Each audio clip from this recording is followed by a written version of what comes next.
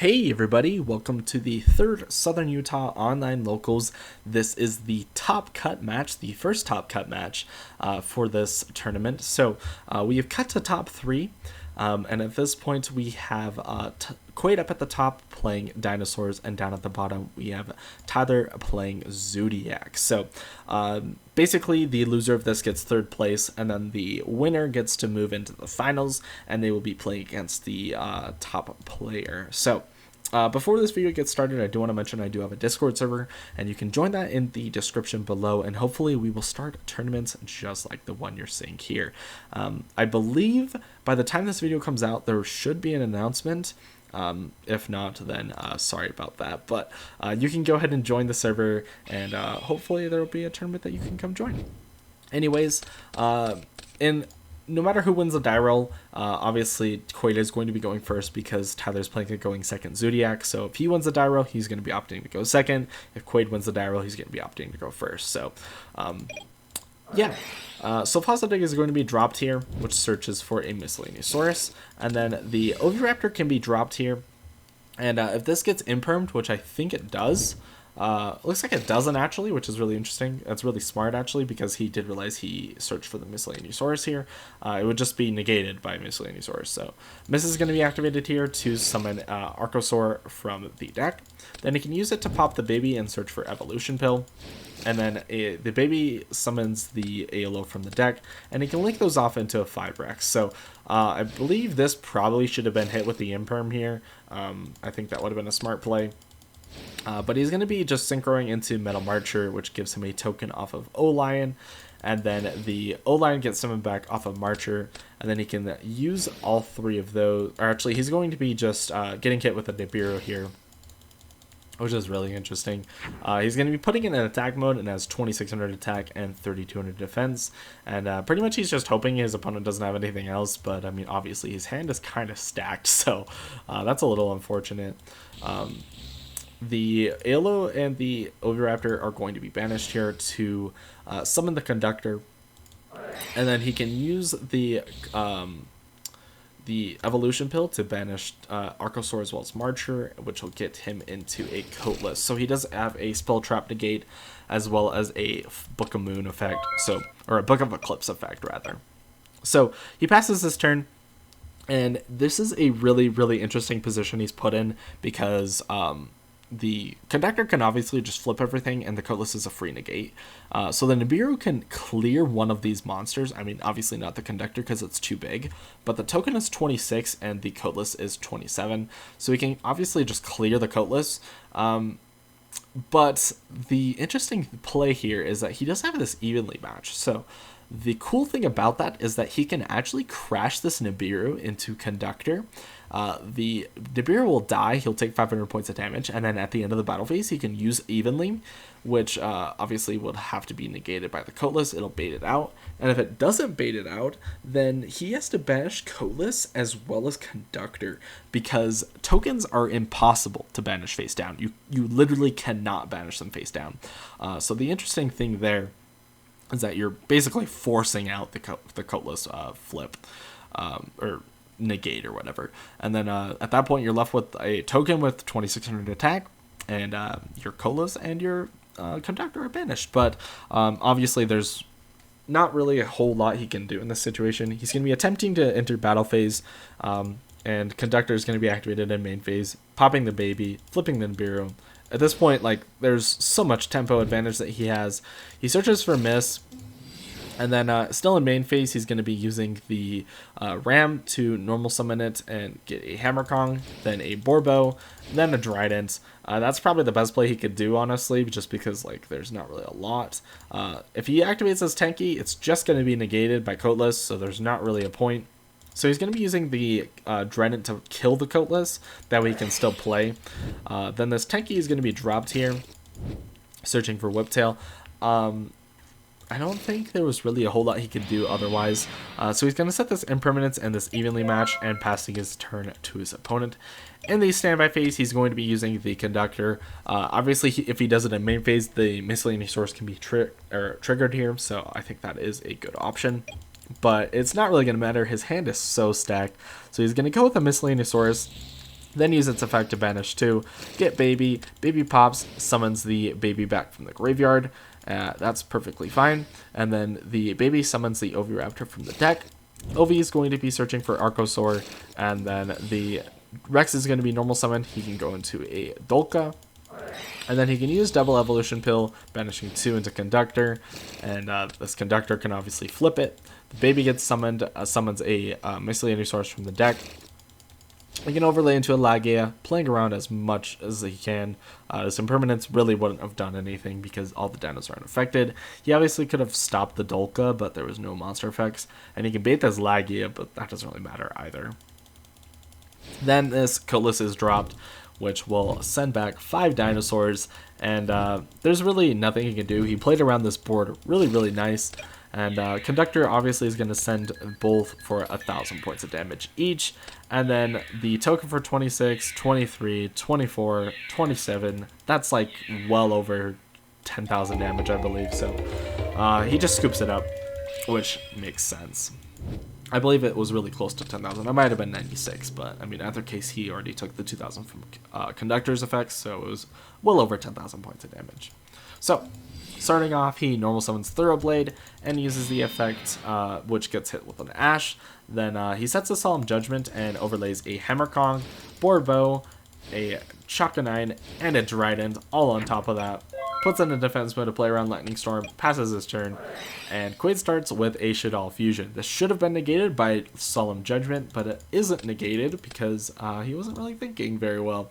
Shaddoll Dragon and Coatless are dropped here as well, which is just fantastic. Like, Shaddoll Fusion is insane in this deck because look at this. He's going to Dragon pop the back row, get rid of a back row, which is crazy. This Winter plays around the Trident fantastically, and he searches for his double evolution pill, which can be activated here as well. Oviraptor is going to be searching for the baby Pterosaurus, and then he can just use this double evolution pill to banish it in the Coatless, the dragon or whatever, that he already got out of the grave for free, into Conductor, which can flip everything. So, like, he has so much. Trident's going to be chained here to the Conductor, which he's going to chain the Miscellaneous, and he's obviously popping the Ash off of the Conductor to flip the Trident. So he just baited Trident out for free. Like, that was super cool. Oviraptor is going to be clearing this Trident because he obviously has 0 defense. Then the Conductor for 35 and the Window for 22, bringing him down to just 2,300 life points. He still has a chance, but it's going to be very odd here because the Conductor is like, he can sit stuff, and then the Window like stops your special summoning. So there's really like not a lot he can do. Fortunately, he does draw Impermanence, which is like really good. Iris is going to be activated here, and he can't do anything about that, so he just shuffles 5 back. And he can get a free draw too. So he draws into Tenki as well as Thoroughblade. So at this point, he has to use this Impermanence first, because obviously if he uses the Tenki or normal summons, then at that point he can't really use the Impermanence. So the Impermanence, because like both the Conductor and the Winda are shutting him down, because special summon once per turn, as well as I can flip all your dudes. So like even if you go into a Trident, we can just flip it, and then at that point you're stuck, because then I can Winda like clear, like Oviraptor can clear it, then like Winda can clear it, and if he has any normal summon over 100 attack points, he has game, right? So there's not a whole lot he can do here, but he decided that imperming the Conductor is probably the best idea, and that's really interesting. But he's going to go ahead and use Tenki to grab Ram, and then he's going to be using the Thoroughblade, discarding the Ram to draw a card, and then he can overlay a Hammerkong, and then he can use it to go ahead and go into battle phase, and then he can declare an attack on this Winda, and as well use the Whip Tail to attach from hand. So this Hammerkong is sitting at 2,900, so it's going to kill this Winda. He's going to take 600 points of damage, actually 700 points of damage because of Tenki. Then he can go into main phase 2, overlay Chakanine, bring back the Ram, and I believe at this point he can actually make Megaclops if he really wants to. Which I think probably is a better option, honestly. But he actually just opts to go for a Trident as just instead. But I definitely think the Megaclops option probably would have been better, because he could have just took the Conductor, which would have been really nice. So he's going to kill the conductor here. And at this point, he's kind of in a commanding position. So really interesting. He played around that board really, really nice. He definitely could have ended with the Megaclops and Dryden as, like, instead. But, I mean, like, having a chunky Dryden, this Dryden sitting at 2,900 is pretty nice. So he passes his turn. So Koi draws into a Shadal Fusion, which is really interesting, but obviously this Oviraptor is going, or Baby Ceratosaurus is going to be normal summoned. He lets us go through, but obviously we can see, like, clearly from their hands, he should use Trident here to kill the Oviraptor. It's just, like, it's kind of risky because if he has the Miscellaneousaurus, then he has it, and then you can't do anything. But he's going to be using Ovi to pop the baby, and then the baby gets summoned back, which means it can't trigger actually here. So it's a good thing that he actually, like, caught this, because, like, he can't do this. Like, if you saw the previous video, the same play was used here, the Oviraptor popping baby, special summoning the same baby from grave.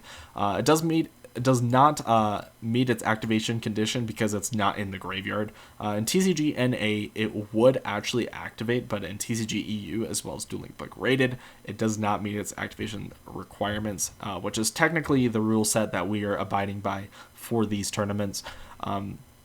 So hopefully that, like, clears up that confusion, but yeah. Anyways, the Miscellaneousaurus is banished from the grave to summon Argosaur from the deck, which is perfectly fine, because it can pop this Baby Ceratosaurus and get him into a double evolution pill anyways. So I think popping this Oviraptor didn't matter either case, because he's going to be getting into a monster, like, for free pretty much.